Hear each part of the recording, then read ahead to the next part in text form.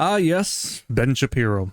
He is living proof that you can agree with someone on virtually every single other aspect of life except the most important one, your salvation.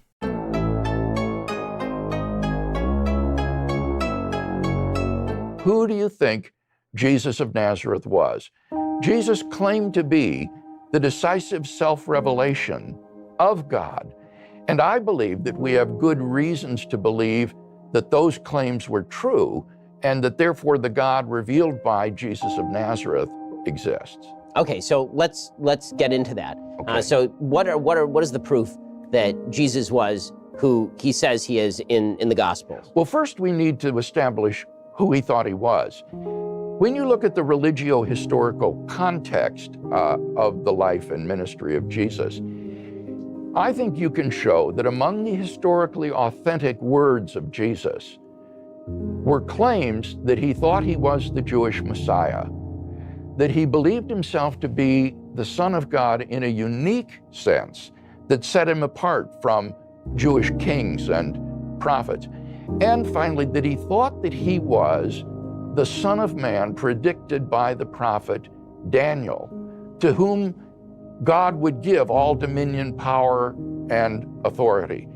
So he had this radical self-understanding of being Messiah, Son of God, and the Son of Man. And at the trial scene before the Sanhedrin in Mark 15, all three of these titles come to a head when the high priest asks him, "Are you the Messiah, the Son of the Blessed One, that is the Son of God?"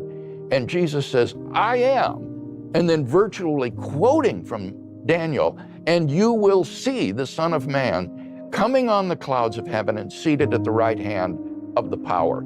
And at that point, the high priest rips his robes and says, "You have heard the blasphemy. What more witnesses do we need?"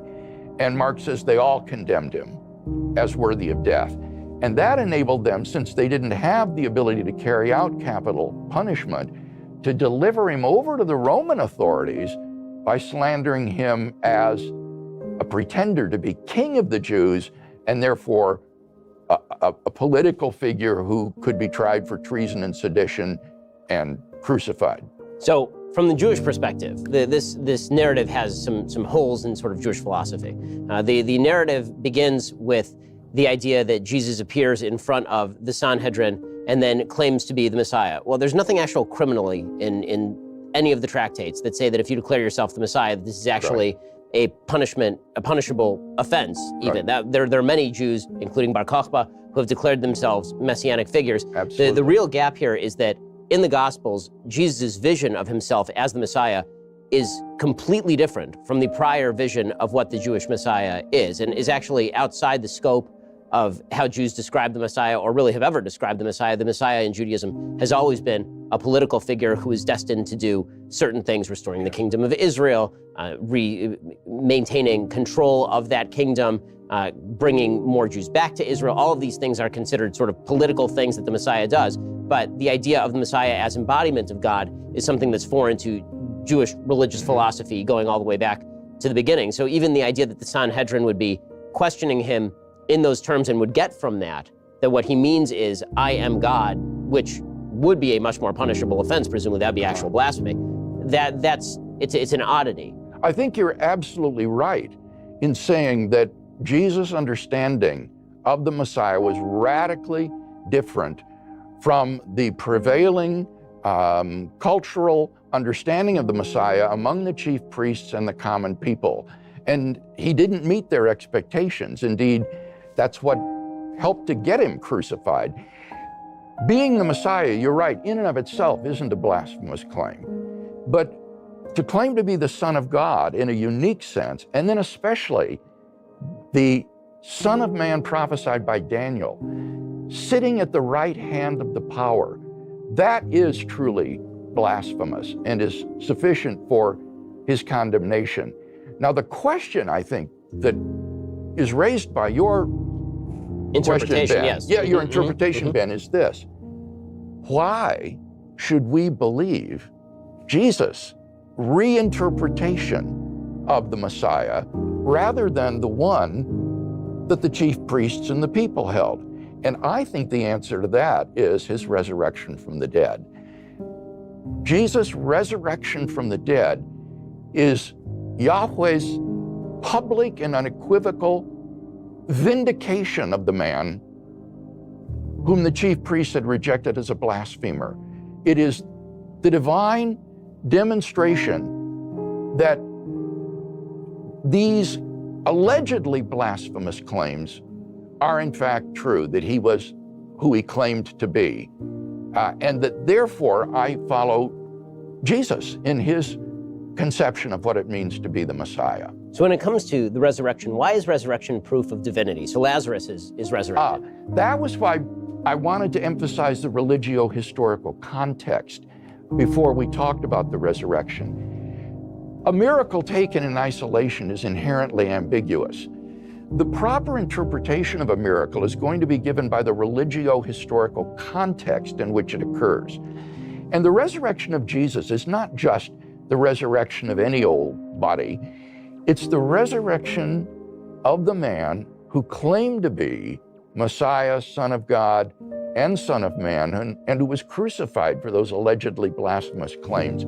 If God has raised this man from the dead, then he has, I think, unequivocally and publicly vindicated those allegedly blasphemous claims. So one of the counterclaims to some of this is that the Gospels are written significantly after Jesus lives.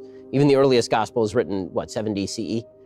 Somewhere 40 years after Jesus is crucified. So what's to say, I mean, that like most historical events, there is some play in the joints here, so that this would be the historical argument against the exact veracity of the gospel revelations, for example. Now, I think it's important to understand, Ben, that in order for a historical document to be reliable, it isn't required that it be inerrant. Contemporaneous, of course. So, of course.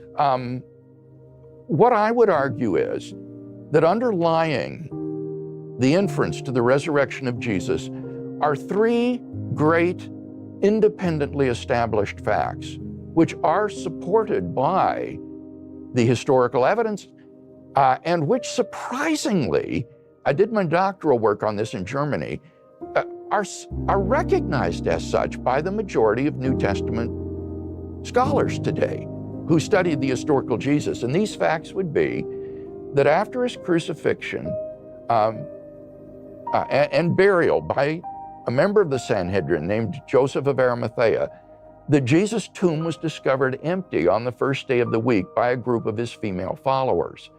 Secondly would be that various individuals and groups of people then witnessed appearances of Jesus alive.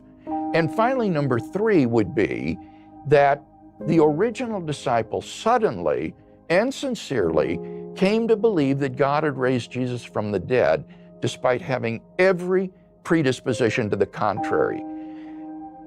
The vast majority of scholars have come to accept as convincing the evidence in support of those three facts, not assuming biblical inerrancy or inspiration, but treating the Gospels as ordinary historical documents. You can show, for example, that the fact of the discovery of the empty tomb is attested by at least 6 independent sources in the New Testament, some of which are extraordinarily early.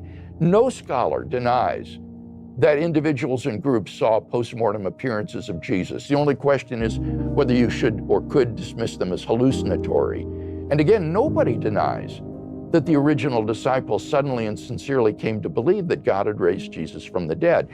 So these three facts are pretty firmly established, and the only question is then how do you best explain them? And down through history, attempts have been made to explain these facts without recourse to the resurrection, like the conspiracy theory, the apparent death theory, the hallucination theory, and so forth.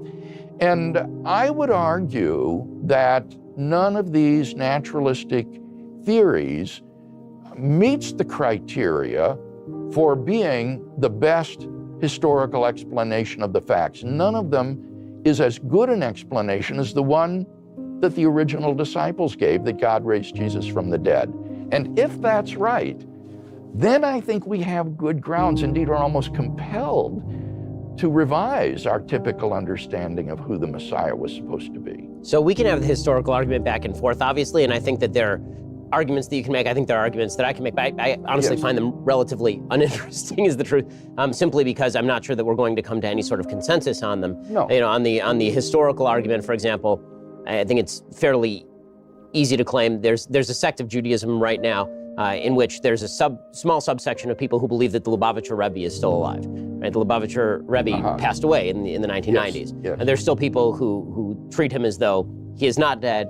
They call him the Messiah. They think that he was the political Messiah. They have, and they still do that 20 years after his death. You know, that's not proof to me that he is actually alive. Some of them claim to have experienced it, right? So, you know, especially when you're talking about events 2,000 years ago, if people write that down, I think there's sufficient. I doubt this man's tomb is empty. I mean, I haven't dug him up, so I wouldn't know. But the claims, if somebody claimed 2,000 years from now that his tomb was empty, or claimed 70 years from now that his tomb was empty, then that's an important difference, Ben. The important time gap is not the gap between the events and the present. Good evidence doesn't become bad evidence just because of the lapse of time. The critical event, as you just said, is the time gap between the events and the recording of those events. And in the case of the events of the life of Jesus and his resurrection, that time gap is extraordinarily narrow. We can push back even before the writing of the Gospels and the epistles of Paul by discerning the traditions upon which they relied when they wrote.